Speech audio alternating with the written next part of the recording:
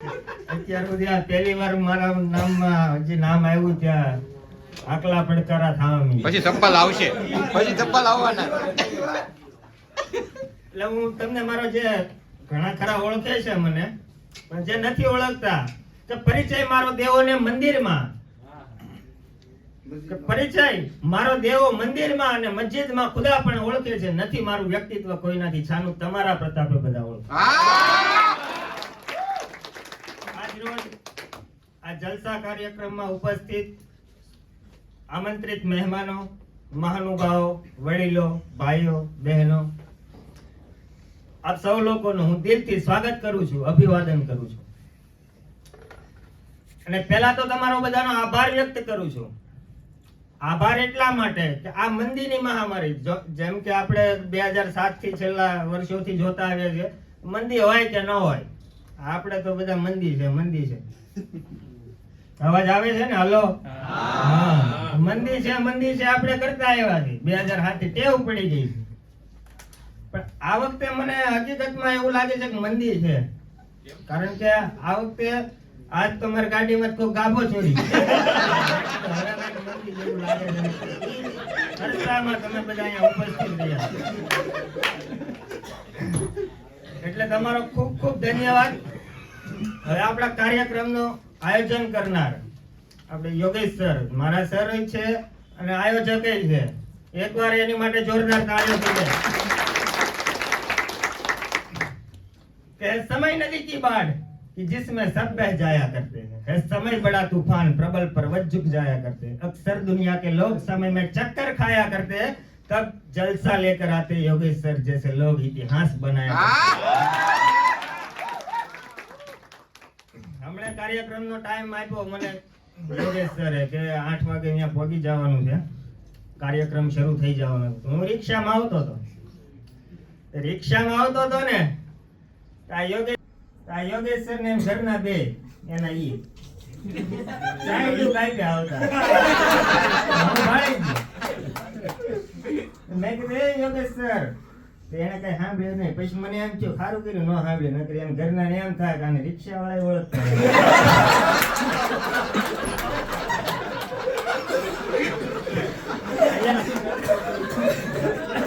હું બોલીશ એટલે તમને મજા જ આવશે. એના બે કારણ છે. કારણ કે હું કાઠિયાવાડી છું, જો કે આમાં ઘણા કાઠિયાવાડી છે, અને કાઠિયાવાડી ભાષામાં જ બોલું. કારણ કે કહેવત છે ને, આપણે એક કવિએ લખ્યું છે, કાઠિયાવાડમાં કોક દીએ તું ભૂલો પડી ભગવાન. અને કાઠિયાવાડ ખાવા માંગ્યું એ મહેમાન મહાભરાડી છે, ખાંડણીએ ખંડાણો એનો બાપ કાઠિયાવાડ. ખાંભીએ ખાંભીએ સિંદુરિયો એ રંગ કાઠિયાવાડી છે, ખાંભીએ ખાંભીએ સિંદુરિયો એ રંગ કાઠિયાવાડી છે. રાહ રાખીને દીકરો દીધો એ જંગ કાઠિયાવાડી. લાકડી લઈને તોપુ તદેડી ગાંધી કાઠિયાવાડી છે, રણ જઈને રણ છોડ થયો કૃષ્ણ પણ કાઠિયાવાડી. એટલે મજા જ આવશે આમાં. એક ઈ કારણ, અને બીજું કારણ હું મફતમાં અહીંયા બોલતો નથી. હું અહીંયા આવવા નહીં, પૈસા આવે. હમણાં યોગેશ સર નો ફોન આવ્યો કે તમારે જલસા કાર્યક્રમ નું આયોજન કર્યું છે તો તમારે બોલવાનું છે. મેં કીધું વાંધો નહીં.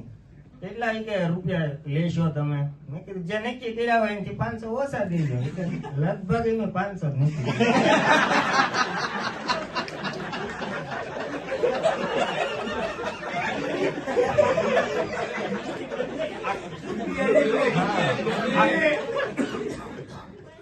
કાર્યક્રમના સ્પોન્સર એવા આપણા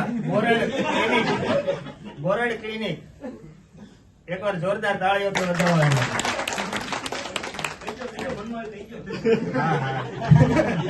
કેવું પડશે તમારું. આ સાહેબની નોકરી બહુ ગમે મને, ડોક્ટર હોય ને બહુ ગમે. કારણ કે એ ડેન્ટલ જે ડોક્ટર હોય ને, દાંતના ડોક્ટર, એને એક બેનિફિટ મોટા મોટો, એને કોઈ ઇમરજન્સી નો. અને હા, અમારા ગામમાં એક ડોક્ટર છે. એ ડોક્ટર પેલા ઇન્જેક્શન કરે, પછી પૂછે શું થાય. પેલા એને ઇન્જેક્શન ભર્યું છે નું. હમણાં એક ભાઈ ત્યાં ગયો, એ ડોક્ટર કે પીવો છો તો મગાવો. એટલે એકવાર જોરદાર તાળીઓ થઈ જાય કેમ કે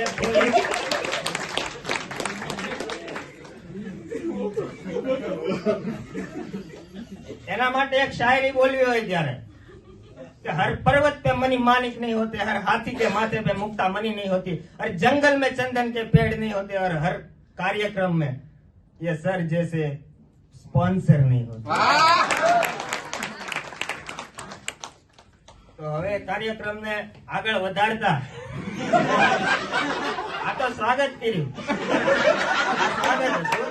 હવે કાર્યક્રમને આગળ વધારતા પેલા જે ઉભા છે ને, હા એ બેહી જાવ, કારણ કે ભગવાને ઉભા રાખવા હાટું પગ આપ્યા છે, બેહવા હાટું કંઈક આપ્યું છે. કારણ કે મને એમ થાય કે ઉઘરાણી વાળા છે. હા હવે ઉતારો. આ કેમેરા વાળાનું કામ સારું, એક આંખે વાળાને ફાવી જાય.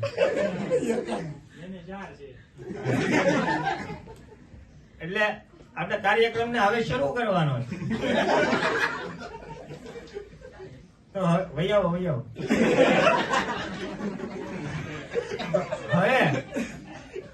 મને એક બેન નો ફોન આવ્યો. મને કે ક્યાં છો? રોંગ નંબર માં આવ્યો. મને કે ક્યાં છો? મેં કીધું ઓફિસ છું. ઓફિસ શું એમ કીધું તો એને અવાજ ન ઓળખ્યો. એને એમ જ થયું કે આ મારા ઈ છે. મેં કીધું ઓફિસ શું? એ કે ક્યારે આવવાના? મેં કીધું મોડું થાય. તોય ન ઓળખ્યો. મેં કીધું મોડું થાય. એ કે તો તમે આવો ને ત્યારે એક અગરબત્તી નું પડીકું અને ભાજી બનાવવાની છે, પાવ લેતા આવ્યો. મેં કીધું વાંધો નહીં.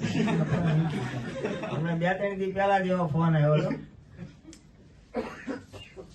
અત્યારે પહેલાનો સમય એવો હતો અને અત્યારનો સમય હાવ બદલાઈ ગયો. પહેલાના રાજા 7 રાણીઓ રાખતા અને હવે આમાં જે સમજાય એમને ખૂબ ખૂબ આભાર.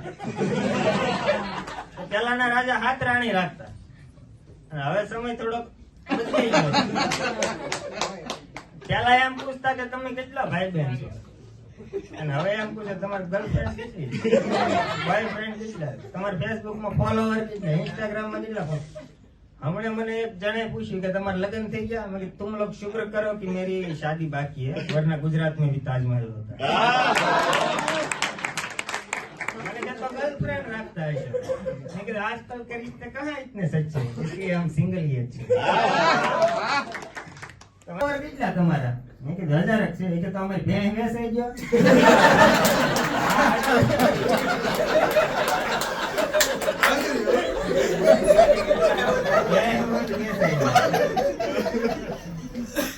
અમારી સોસાયટીમાં મેં બે ભાભલા બે.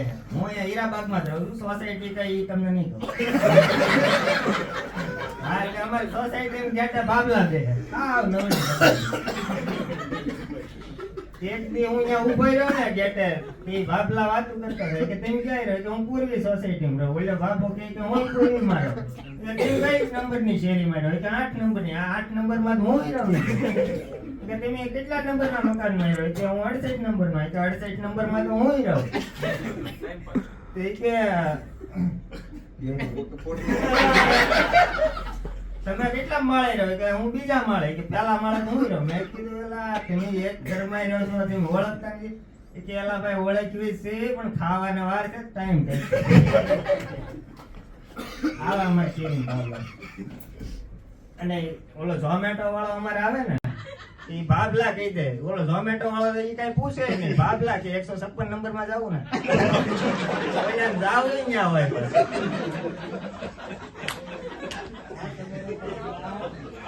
હમણાં અમારી સોસાયટીમાં એક છોકરી કેક બનાવે. તેમ કેક ના ઓર્ડર આવ્યા સાહેબ. ડોક્ટર સાહેબ સાંભળજો ખાસ. અમારે કેક ના ઈ છોકરીનો ઓર્ડર આવ્યા ને એક આરે કોઈ દિવસ એને આવ્યા ને 10 ઓર્ડર આવ્યા. 2 કિલો 1 કિલો 2 કિલો એ રીતના 10 ઓર્ડર આવ્યા. ઈ છોકરી કેક તો બનાવી નાખી. પેમેન્ટ દેવાનું થયું ને તો ઓલા ભાઈ એમ કીધું કે હું આર્મી માં છું, હું તમને એક સ્કેનર મોકલું, તમે સ્કેન કરો એટલે તમારે પૈસા આવી જાય. કારણ કે અત્યારે બધી સિસ્ટમો નીકળી છે, આજા બેટા ફસા જાય. હા તો એને સ્કેન કર્યું. સ્કેન કર્યું 35,000 રૂપિયા ખાતામાં હતા. ઉડાડી દીધો. છોકરી મૂંઝાણી, કારણ કે કેક બનાવી બિચારી, અને પપ્પાને કીધું, અને પપ્પા અહીંયા બાજુમાં મારા દાંતના ડોક્ટર જ રહે. એ ડોક્ટર, કારણ કે ભણેલા હોય એને વધારે ખબર પડે થોડી. એ ડોક્ટર પાસે ગયા કે આ રીતે સ્કેન કર્યું ને તો પૈસા ઉડી ગયા. ડોક્ટર કે એમ થોડા ઉડે, ઓટીપી આપ્યો જ હોય તો જ ઉડે. કે ના ના, ઓટીપી કાંઈ આપ્યું જ નથી, એમ તો મારી છોકરી ભણેલી છે, એમ કાંઈ આપ્યું નથી. ડોક્ટરે સ્કેન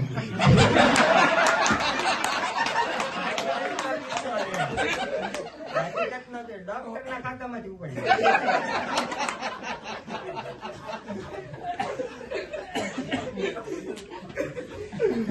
દિવાળી અમે દેહમાં જાય ને તો મેં એક જાહેરાત કરી એક પ્રોગ્રામમાં, કારણ કે પ્રોગ્રામમાં પેલો ન હોય ને મારો, તમને ખબર પડી કે છે હું બોલું એ પરથી. મેં એક જાહેરાત કરી, મેં કીધું હુતળીમાં બાંધેલા 5000 રૂપિયા કોના ખવાય છે? 3 જણાએ આ પાડી. મેં કીધું મને ખાલી હુતળી મળે.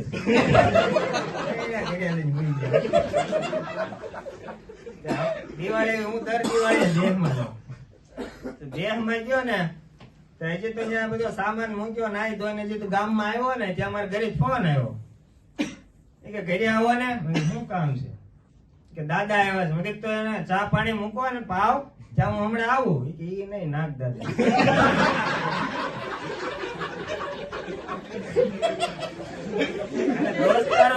દોસ્તારો તમે રાખો ને, નથી કહેતા કે સંગત હારી હોય એવા દોસ્તારો કરવા. दोस्ती भी जब किसी से की जाए तो दुश्मनों की भी राय ली जाए. मौत का जहर है फिजाओं में, अब कहाँ जाके सांस ली जाए. मारो एक दोस्तार, हम 2-3 જણાએ તાળી ઉપાડીને બાકી બધા હા, કારણ કે કોકને હિન્દી ન આવડતું હોય બધાનો આભાર તો હોય. પણ એ દોસ્તાર મને કે, હું ક્લાસે જતો ટ્યુશન ક્લાસમાં, હું વાનની વાટે બેઠો હતો. એ દોસ્તાર મને કે હાલ તને મૂકી જાવ, મને ગાડી આવડી ગઈ છે. મેં કીધું ના ના તું જા, મારે મેં કીધું ગાડીમાં મારે વાન આવે છે. કે પરાણે મને બેહાર્યો. જાતા હતા ને તો અહીંયા પાલીતાણા અમારે જગાત નાકા છે, બાપા સીતારામ ની મઢુલી છે ચોક ઉપર. એને લીવર હતું એટલું આપી દીધું, શીખેલો હજી નવી. અને પછી બ્રેક મારવાની ખબર પડી નહીં. એક બાબા 80 લઈને આવે, બાબાને ઉડાડ્યા. હું રોડ ના આ કાંઠે, ઈ રોડ ના આ કાંઠે, બાબાને મડુલી બેહી. પેલા બાબા પેલા ઉભા છે, અમારા ત્રણ માંથી પેલા બાબા ઉભા છે. બાબા ઉભા થઈને મારા દોસ્તાર ને માર્યો. હું જાગ્યો ને મેં જોયું ને હું પાછો ઉઈ ગયો.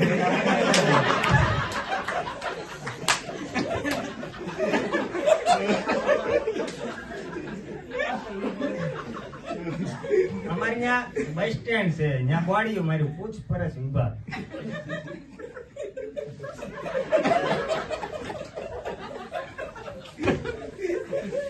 એક જણો ત્યાં જઈને કે કેરોસીન આપવાનું, બીજો ત્યાં જઈને કે ચૂંટણી કેવી આવે, બોડીઓ જ ફેરવી નાખે. અહીંયા કોઈ જાતનું પૂછ્યું નથી. તો એક જણા કે પેલા બધા એમ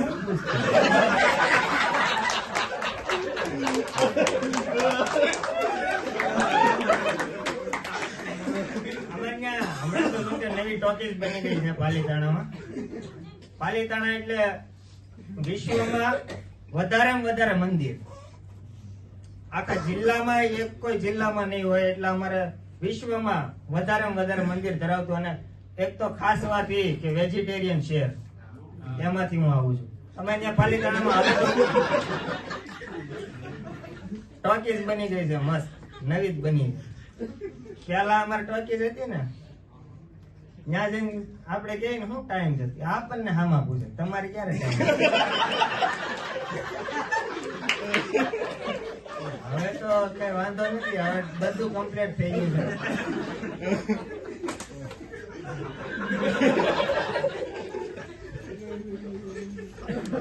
એક બેન હમણાં યુદ્ધ નું વાતાવરણ હતું ને, તો ઓલા સાયરન વગાડતા. સાયરન વાગશે 8 વાગ્યા એટલે ગોદડું ઓઢીને હુઈ જાય એવું કહેતા. સરકાર જાહેરાત કે સાયરન વગાડશું એટલે તમને યુદ્ધની ટ્રેનિંગ આપશું એવું કહેતા. રશિયા ને યુક્રેન હમણાં યુદ્ધ ચાલુ કર્યું ને તે અમારી બાજુમાં એક બેન રહે ને એ કે આ યુદ્ધ રહેવું ભેગું ને યુદ્ધ કેમ કરતા હશે, વાંચતા કેમ હશે એમ. તો ઓલો કહે કે ગાંધી કે દો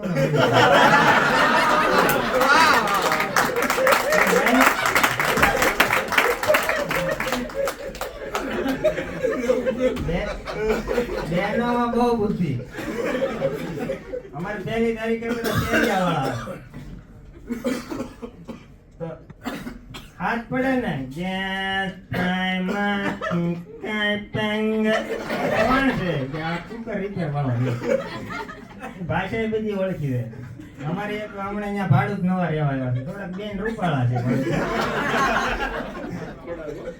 એમાં મકાન માલિક થોડા ગળગળા થઈ ગયા.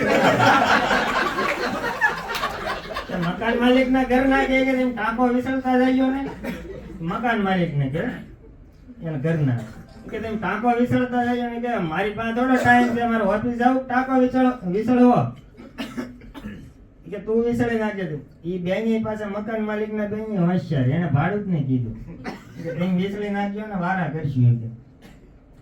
એ ભાડુત ના બેન પાસે હોશિયાર, એને પાછું ઓલા ઘરે આવ્યા ને તે મકાન માલિક ને કીધું કે તમારે થોડો વિસરવાનો હોય તો હું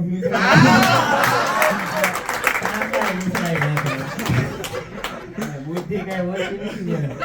આપ બધા મને કારણ કે હવે પેમેન્ટ કેટલું આવે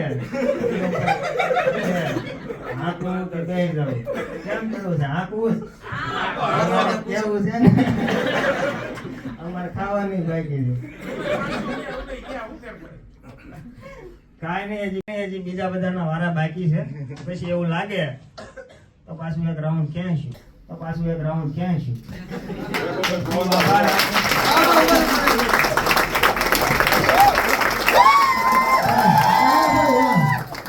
બે અભિકા તાળીઓના ગરમી